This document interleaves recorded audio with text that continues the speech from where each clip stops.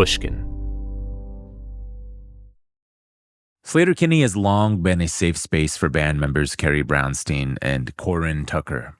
What started as a group born out of the feminist punk riot grrrl scene in Olympia, Washington in the early 90s has grown into a life-affirming artistic endeavor. In late 2022, tragedy struck when Carrie's mother and stepfather were killed in a car accident overseas. In the months after, Carrie found respite from her immense grief by playing the guitar for hours on end and writing new music. Sleater-Kinney's latest album, Little Rope, is in part a meditation on Carrie's grief. But it's also proven to be a triumph for the band. Corin Tucker, who handles the bulk of the singing for the new album, has been racking up rave reviews, including one from The New Yorker, who noted that Corin's performance is the most dynamic and flexible of her career. On today's episode, Bruce Headlam talks to Carrie Brownstein and Corin Tucker about their intimate recording relationship and how their sometimes opposing approaches to creative work complement one another. They also talk about the matriarchal nature of the early Olympia music scene and why they wanted their new album to sometimes sound gross and obnoxious. This is Broken Record, liner notes for the digital age. I'm Justin Richmond. Here's Bruce Headlam's conversation with Sleater-Kinney. I think for some acts, and I think you might be one of them, critics almost get in the way. I think this is the first time I've been able to listen to one of your new records without reading sort of manifesto about what it meant from somebody or, hearing all the kind of, is it Riot Grrrl? Is it this? Is it this? Is it this? It was just pure pleasure listening to it. Just a great album. And it also it's incredibly lively. Like, we've done a lot of interviews with people who've sort of been coming out of pandemic, and a lot of their stuff feels tentative. This feels like it was a shot out of a cannon. I want to know from you how this album started and the kind of world you were trying to create with this album to invite people in. What was it? I think because we did make a pandemic album before this one, perhaps we got that insular, isolating sound out of the way. This one, I think we were recommitting to the band, which to me is almost an act you have to do with each album, is recommit to the need, recommit to the making and doing of music, and find necessity in it, find intention and purpose, so that it's not random or something you take for granted. And then you get to the task of making it. But I do think because of that, and perhaps feeling slightly underestimated, that, when you're on your 11th album, that people wonder what you have to say. I think as we were writing, we knew we had something to say. I think there was an urgency to it. There was a deliberate, nature in terms of songwriting and the craft of it and approaching things in new ways, but also returning to some of the methods that we have used for almost 30 years, which is the two of us in a room together with guitar and singing. So, yeah, I think just in terms of when you start writing a record and it's your 11th album, you have to know that you want this still, because otherwise there's just a flattening of the whole experience and the sonic nature of it as well, which we didn't want. Was there something different you did sonically here? It's a great sounding record. There's a couple tracks particularly I thought just had a great sort of background sound. I think Hunt You Down was one of them that really just had a great sort of atmosphere. I think that, we really approached it with wanting to have, an album that was really bold. And we were fortunate enough to work with John Congleton as a producer on this album. And so we worked really hard on finding sounds that were cutting edge, kind of extra, that were loud, and sometimes gross was a word that we used a lot.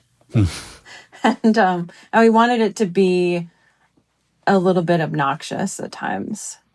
Yeah. But I think like with something like Hunt You Down, we wanted to set moods, but I don't like music that is just vibe.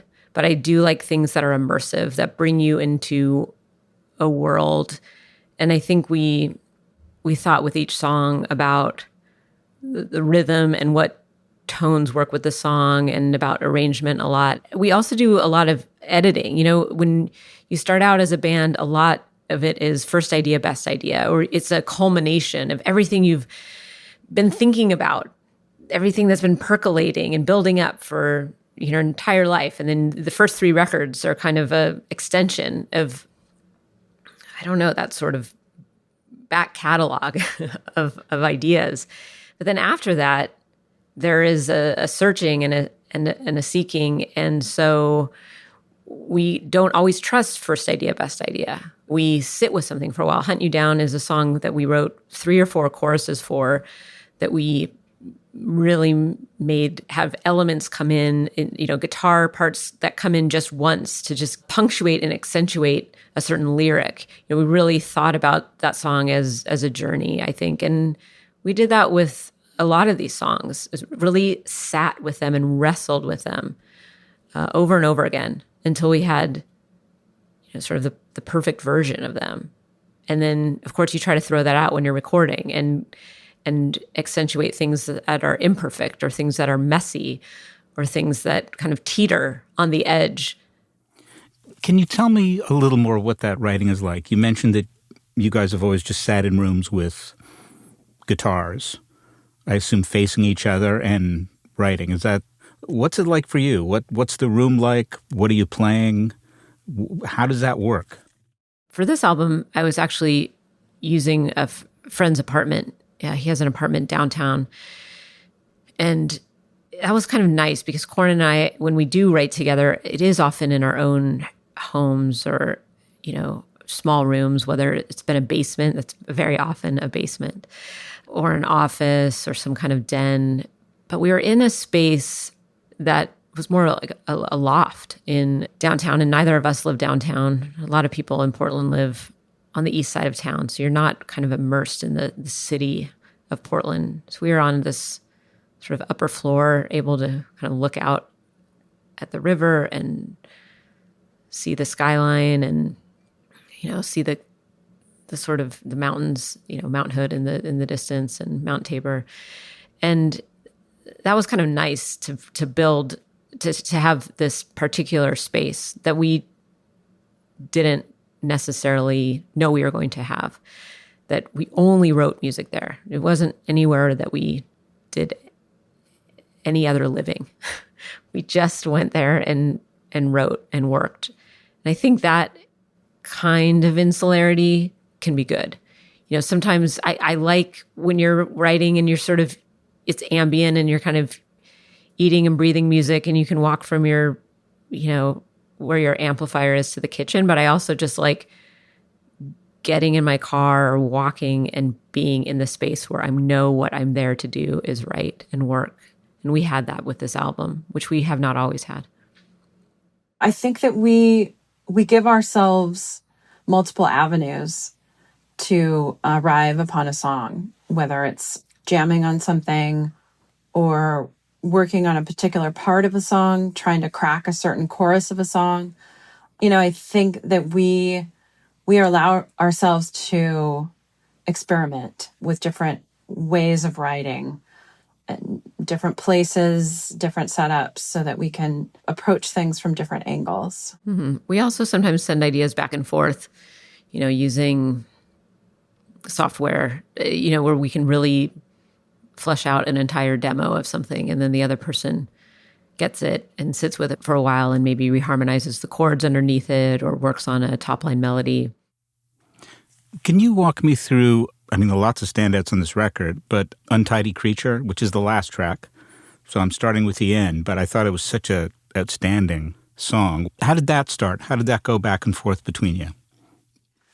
The funny thing about that song is it actually was the first song we wrote for the album. And we wrote it in, was it 2021? Mm-hmm. Beginning of that year. And I think Carrie had this great riff idea for a song. And I think we just started jamming on that one and coming up with an idea for the song. And I think it came together fairly quickly in terms of the music of the song. But the lyrics really changed over the year.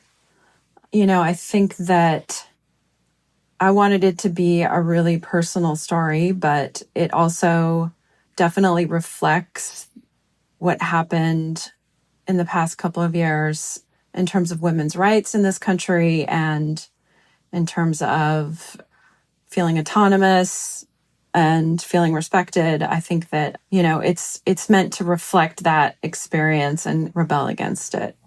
Mm-hmm. I love that opening riff. It actually reminds me, it's like a minor version to me of the Waterloo Sunset riff, kind of the way that little figure just descends. When you work out the music for that, and did you work out the music really solidly before the lyrical ideas came? Yes. When do you guys kind of lock in your guitar playing? Because I can't think of another band that has an interaction between guitar players the way you guys do. You don't have a bass player, but there's something amazing about how you fill up the space with your two guitars. How do you work that out? That is a very ineffable thing, and it's a sonic vernacular that we came to very early in this band, and it is very instinctive in some ways in terms of how we fill things out sonically.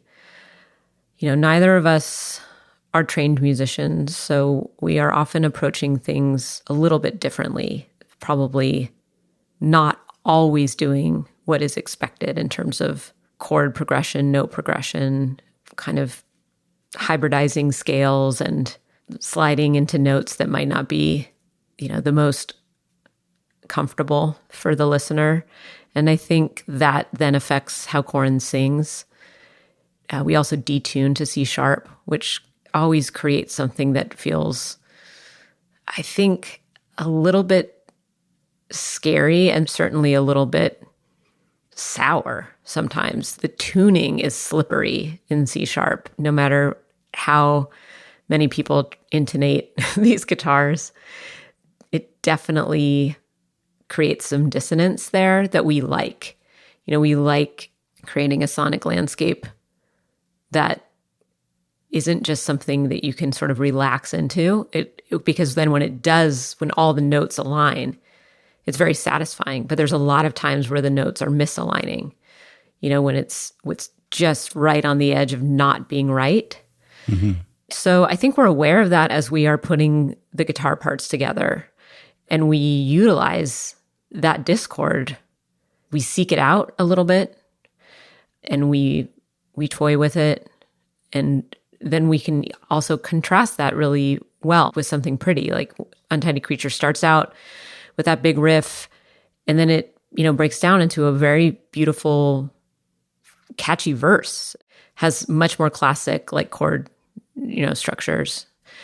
And then the other interesting thing about that song is that because we didn't record it, Corin misremembered the chord she played under my riff. So she ended up writing two different chord progressions. And when I remembered that she had written two different ones, I thought, well, let's use both. So at the end of the song, it switches. Her guitar switches. I'm still playing that riff, and her part switches. And I think we are conscious of the ways that can really change something. It can make something go from minor to major, or even something a little more subtle than that. And it's very satisfying. We are such a guitar-based band that is such a tool for us in terms of how we express, the emotion in our songs. And so, yeah, we are very particular about it, but mostly it's instinctive. But we also, I think, have gotten better at utilizing it effectively. Just so I understand, are you using standard tuning and then tuning everything down? Yes. 3 semitones. It's not an altered tuning. No, or anything that would like be that. even more insane. Yes, and in fact, sometimes when we've had people come into the studio or join us live, and we say C sharp, they're imagining some real jazzy, crazy tuning, and we're like, no, it's just basically standard, but dropped, a step and a half there. And was this just something you started doing early, or? It was such an accident, right, Corin? Yeah, it really was an accident. It was, I think when we first started playing together, I had detuned my guitar for my former band. I was the only player. I was the only instrument player. And I liked singing with a slightly dropped tuning because it made my voice, it just gave like a drama to my voice that I liked. And so when Carrie and I started playing together, when we finally tuned our guitars to each other, it happened to be C sharp. And we're like, great, that's what it is. Yeah. It could have been D at that, It it could have been E flat. yeah. It could have been E flat, it could have been D. Literally, the moment we decided to codify it, it was C sharp. And for some reason, we still only tune to that. It is the language of this band. It's like you step into the land of Sleater-Kinney and everybody speaks C sharp. It's one of the only rules. After a quick break, we'll be back with more from Sleater-Kinney. We're back with more from Bruce Headlam and Sleater-Kinney. So did the lyrical idea, does it grow naturally out of the music? Or you're just hearing it and you think, well, no, I have a lyrical idea, I can apply it to this, or are you listening to it saying, it's got to be this. This is where it's leading me? I think it depends on the song. I think for Untidy Creature, that one had some lyrics that came very naturally while I was singing, but I really wanted to develop a story in that song that was about one particular experience, that was about being inside of a world, inside of a moment, inside of a feeling. And so that involved a lot of writing and rewriting and rewriting and rewriting those lyrics. Mm-hmm. But it was, the music had come first in that particular song. Yeah, I feel like both of us, but I definitely write things down all the time, either in my notes app or on an actual, in an actual notebook, lyric ideas. But I can't always be certain that they will fit with the song. Like a song like Needlessly Wild or the verses of Hunt You Down. It's like the music compels me to sing a certain way or to sing certain words. And often we will have placeholders, and it's almost like a feeling. Like the word has to sound a certain way in your mouth. You can't shoehorn some new set of consonants in there, or it has to be this way syllabically. Like it does inform things. You want it to be singable and not, sort of clumsy. So sometimes the melody a little bit dictates the lyrics. Obviously, you hear certain. When I listen to a band like The National, I think there's no way that, Matt Berenger, he must be almost telling a short story here. But for us, I think, and especially Corin, with her capabilities as a singer, she can convey a lot with very few words, but they still have to be the right words. But I do think the music can kind of inform what we end up singing about, because it's a feeling, and if you put the wrong lyrics over it, you can really tell. Sometimes those are the songs that don't end up on the album because they just don't feel connected in that way. The relationship is muddy between music and lyrics. You mentioned the singing on this song, and I would say the whole album is fantastic. I'm not sure you've sounded better, in fact. Corin, are there things you can do with your voice now you feel that you couldn't do before? Yeah, weirdly, yes. Over the years, I have started taking better care of my voice, and I did start working with a voice coach in Portland who helped me work on maintaining my voice on tour. And I think he taught me a bunch about singing. He taught me how to work through different parts of my voice and control them a bit better. And so I think kind of unconsciously that came out on this album, because it was a very emotional album, but it also has a complexity to it that I think sort of really speaks to where we are in our lives right now. And I wanted to be able to convey that with the singing as well. Mm-hmm. Carrie, did you find her singing on this album different? Yeah, I think it is some of Corin's best singing. I go back and listen to something like Dig Me Out or The Woods, which are two albums that Sleater-Kinney are sort of known for. And Corin's voice is incredible on both of those albums, but the control on this album, the nuance, the diversity of sounds and voicings, a song like Small Finds, there are three distinct vocal styles on that song. You know, the verse has kind of a tossed off, insouciant, almost Kim Gordon feel. And then the chorus is this big rock voice. And then the coda, which takes you out of the song, has this whole other almost Jim Morrison Doors vibe.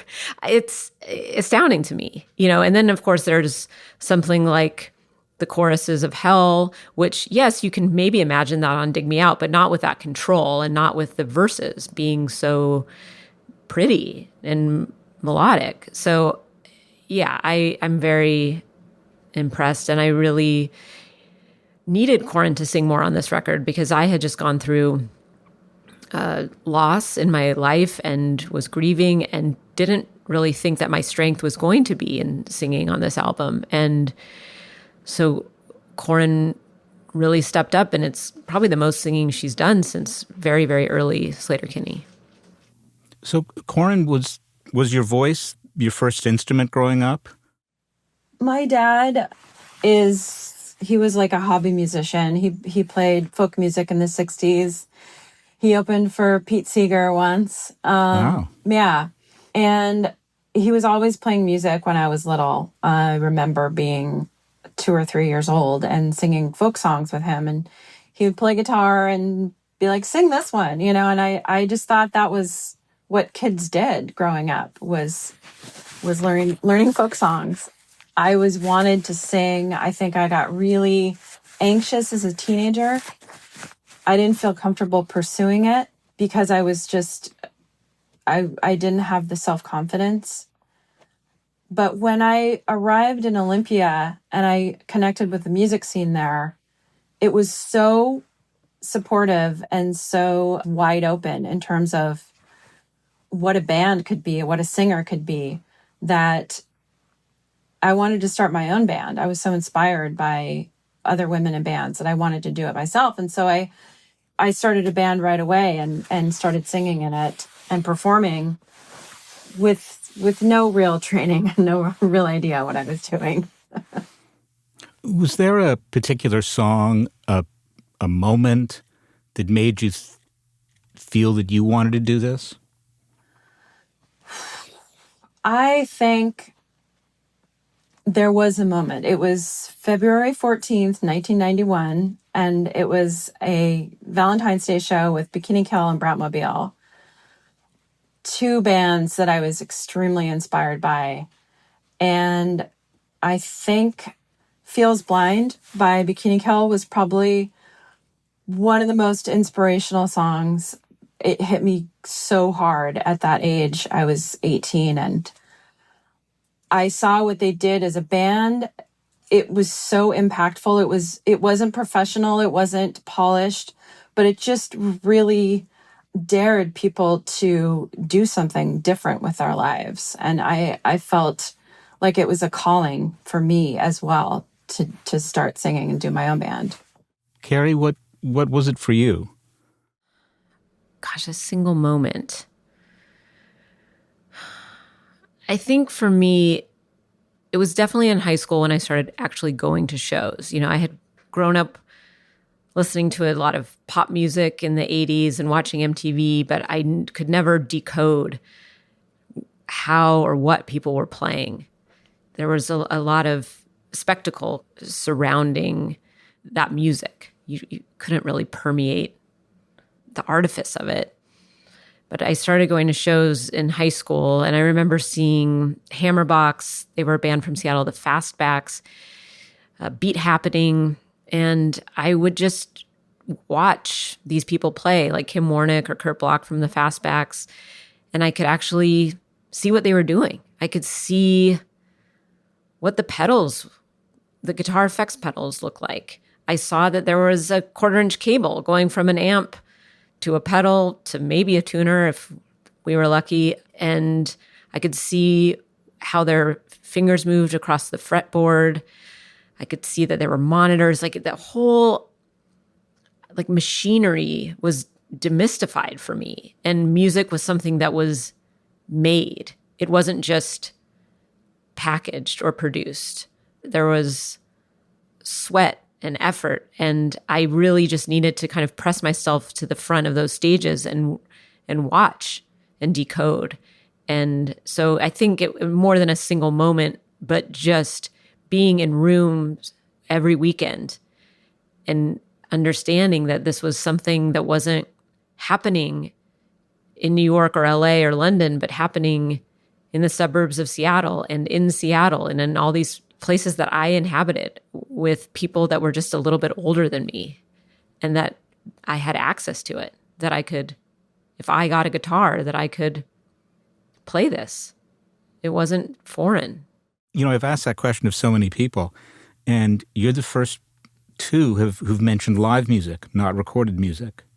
For so many people, it's, under the covers with my radio hearing Love Me Do for the first time or whatever it is. It's amazing that's what you reacted to so strongly.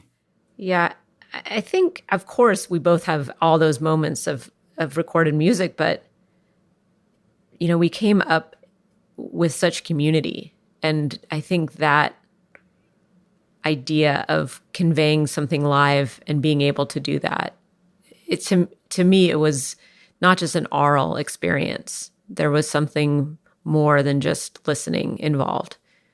It was ritual. Your experience at Olympia is really interesting. People know the Seattle scene from that era. Tell me how it was different, or maybe it wasn't different. I think it was different in terms of the diversity of bands in Olympia and the kind of support there was immediately for young women playing music. And, I think that there was a space there for hearing about women's stories and women's experiences. That was super important. There was a radio station from the college at Evergreen that Diana Aarons and other friends DJ'd at that would have our bands play on them. There was multiple recording opportunities, I think, for bands. It didn't cost any money. I mean, my first recording was Molly Newman renting a Tascam tape recorder, and we made our first single off of recording, that was free. And so having those kinds of resources and those opportunities available, I think, it just kind of eliminated some of those barriers to have really interesting arty and female-fronted bands happen. Mm-hmm. Yeah, it was almost matriarchal compared to Seattle. And it had an avant-garde element. It had a real art slant to it in Olympia. Bands were minimal. There were a lot of two pieces. Sort of White Stripes were the first band that got big as a two-piece, but Olympia had 20 two-piece bands. A lot of bands didn't have bass. Just convention was really done away with. And you could form a band on a Monday and play a show on a Friday. This notion of professionalism was very much deconstructed, almost frowned upon, which of course was endemic to punk in general. And punk was, sort of turning its nose up at a lot of those conventions. But particularly in a scene like Olympia, there was a real, I don't know, just sort of celebrating of the amateur. And then, of course, eventually you want to get better, and bands did, and they watched each other and tried to best their last thing. But in the spirit of it was definitely something that felt kind of anti-commercial, anti-professional, and very much pro-art, pro-weird. I've always wondered if there's a flip side to that kind of experience, which is it seems like a very intense place and people are very intense about their art. And sometimes intense fans can be punishing ones. There are not a lot of casual fans of your band. There are super fans, and there are people say, I've never really listened to them. And super fans kind of scare me a little bit. I'm thinking of someone I really admire, Liz Phair, who put out one record that people didn't like, and it was treated like a war crime or something. Maybe it's worse for women. Like, Lou Reed can do a whole album of guitar feedback, and then Joni Mitchell does Mingus, and people are like furious with her. When you're making records, are you kind of conscious of that core fan? Are you worried, well, are they going to feel betrayed by this if we do this? What's your relationship to those kinds of fans?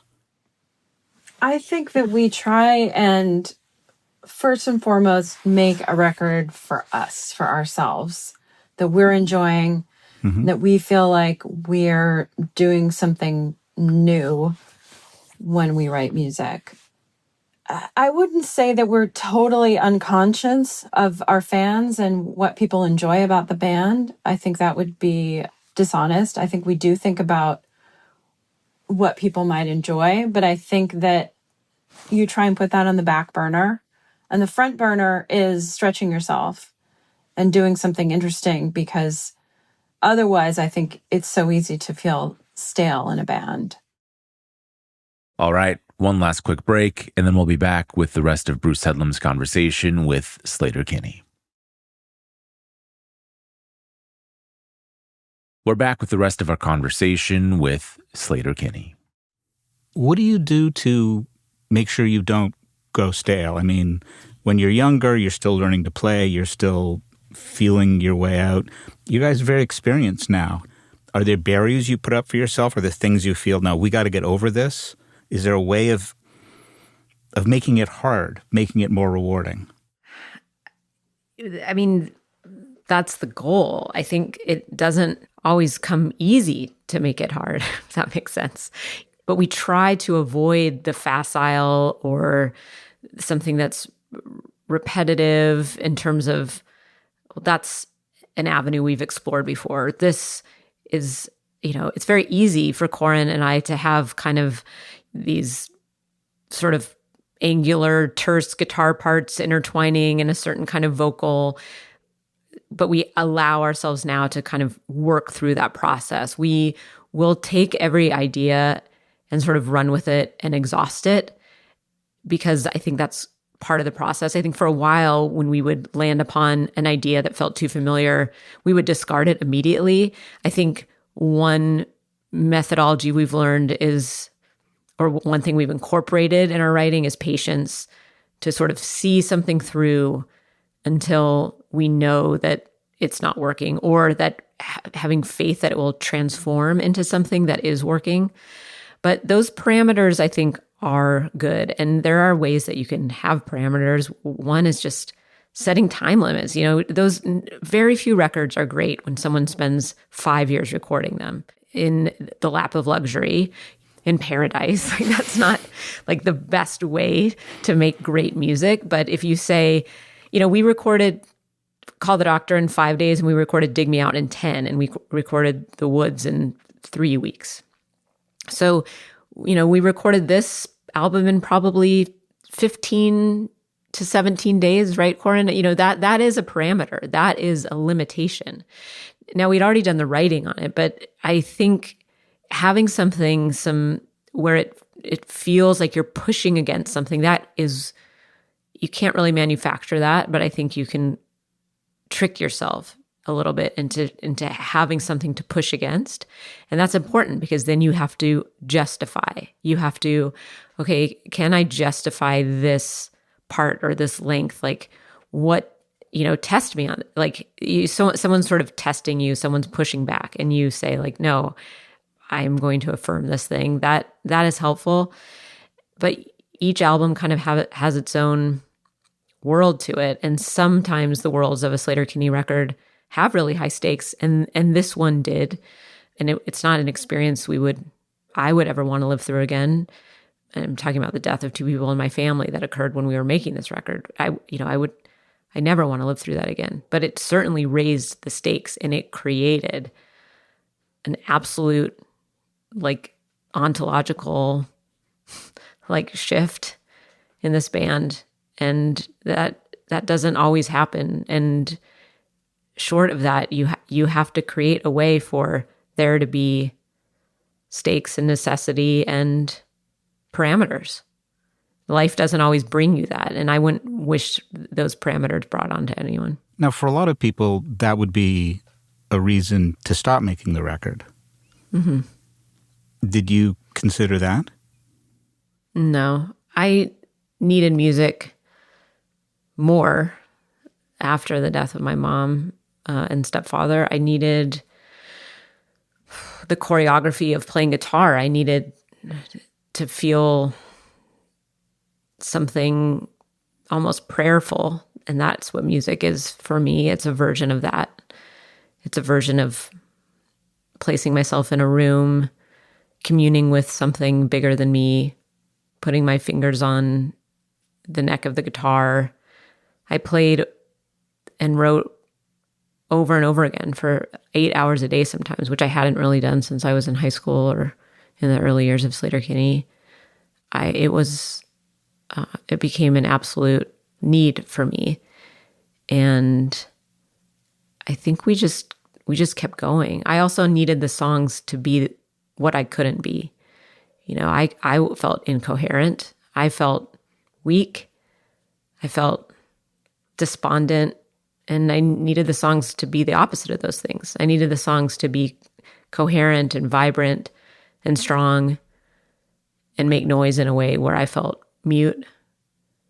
So we just channeled all of that into the songs. And even the songs we had already written and we had recorded a handful of them were sort of dragged into this new reality. Your book, which is excellent, you write about being a kid, and by virtue of your parents' relationship, you were very early dragged into the adult world of complications and complex feelings.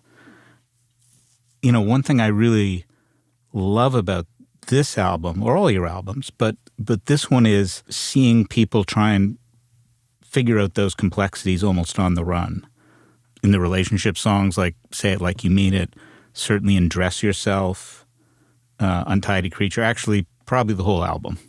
It's this sort of collision of polemical and personal ideas.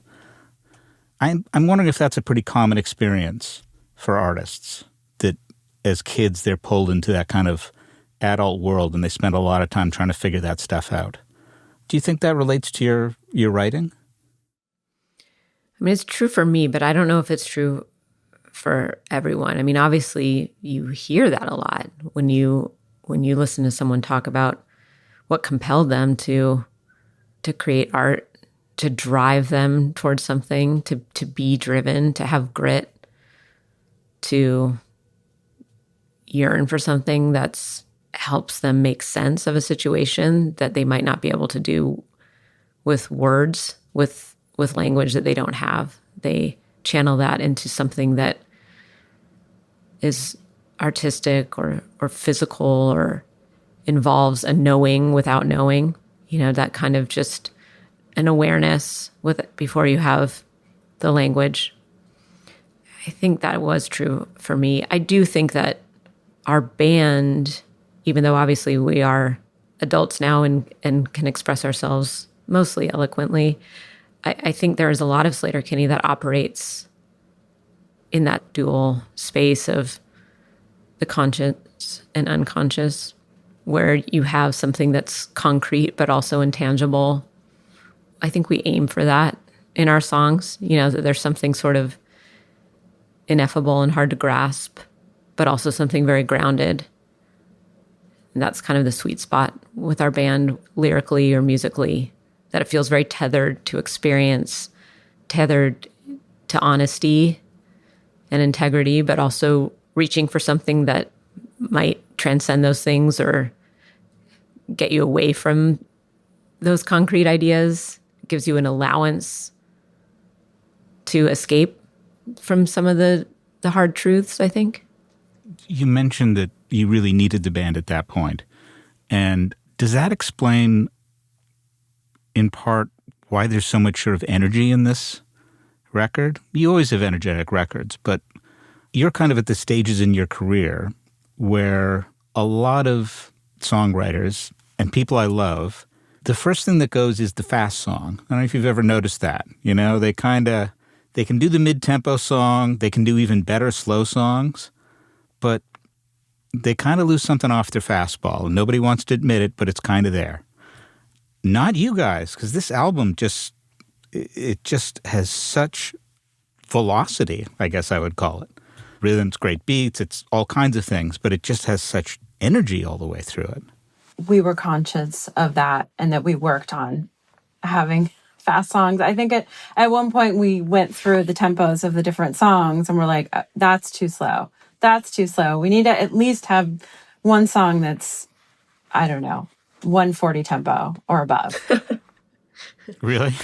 Well, yeah, I think it was helpful to record a batch of the songs in August and to get a sense of the album as a whole. Like, what did those songs represent?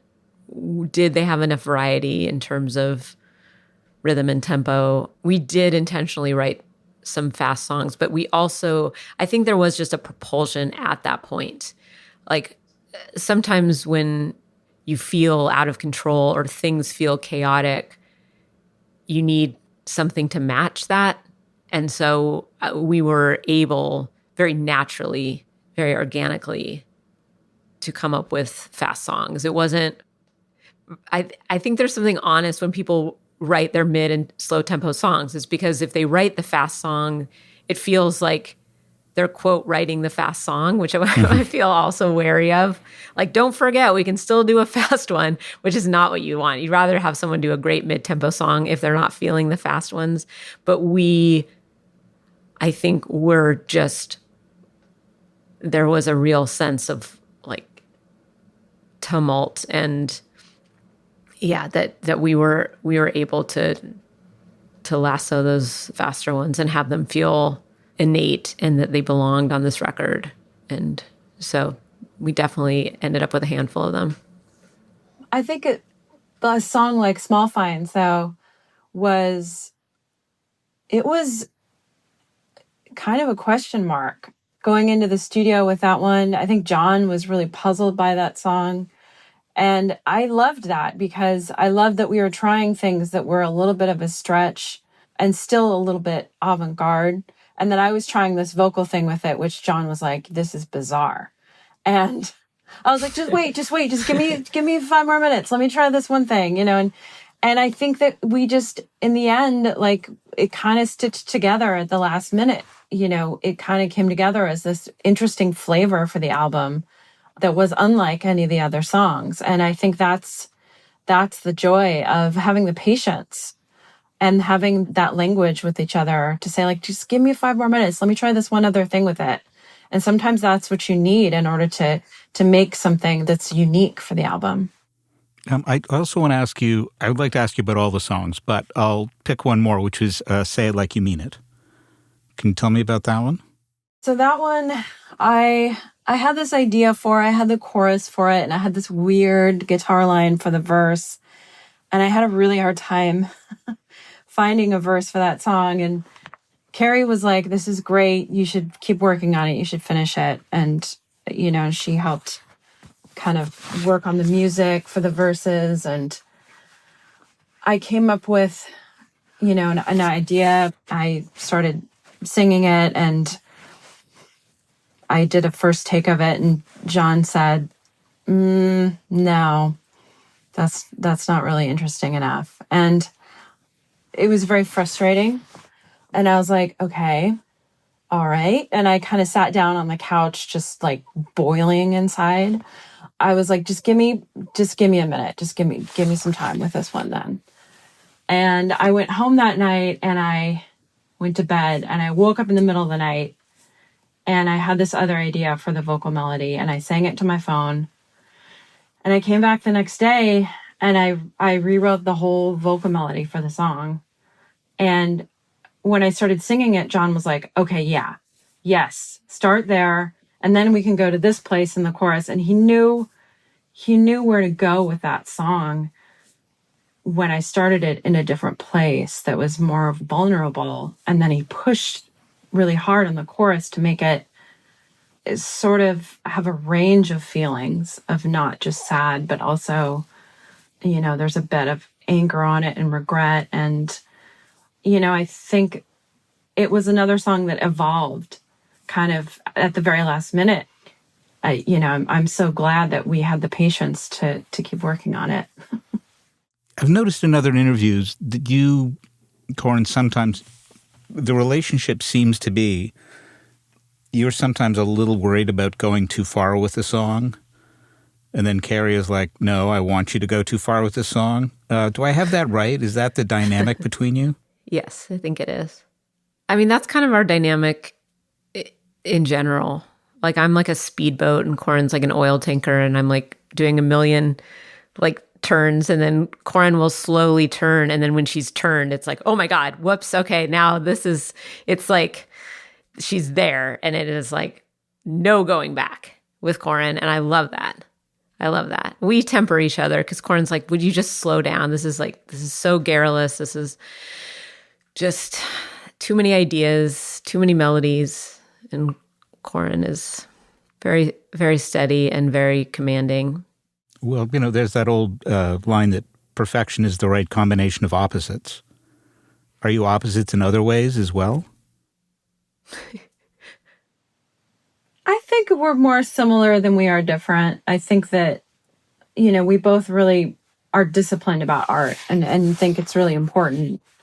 Carrie's brain operates on like a different level though, for sure. Like she has just a very high capability for composing and working on things. And I would definitely say that I'm a much more subconscious writer, and that sometimes I have to not think about something to find the answer for it. I have to walk away, or I have to do something else. And it will need to hit me emotionally for it to be the right answer, I think.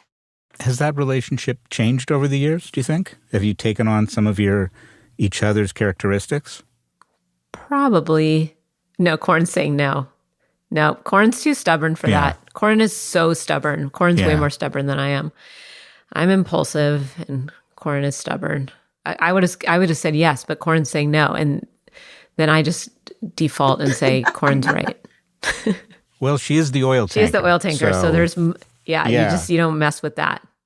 You used a phrase a couple of times in your book, but the one I remember was, I described boldness, she was bold.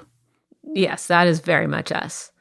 Like, I am such a meta person. I feel like I'm always dancing around it, circumlocutionary. Corin's just right there. She's right at the center of it. I think also in my book, an example is when we were coming up with titles for The Woods, and I had a list of like 15, and Corin just said, let's just call it The Woods. And I was like, yeah, right. Okay, that's, of course. Why are we trying to do something other than that? It's just, that's the right answer. And it's the final answer. Final answer. Yep. Well, the right combination of opposites is perfection. I think this album is the right combination of opposites. I think it's just fabulous. So thank you so much for taking all this time. Thanks for having us on. Thanks to Carrie Brownstein and Corin Tucker of Sleater-Kinney. Their new album, Little Rope, along with all of our other favorite Sleater-Kinney songs, are streaming on a playlist we made at brokenrecordpodcast.com. You can follow us on Twitter at Broken Record.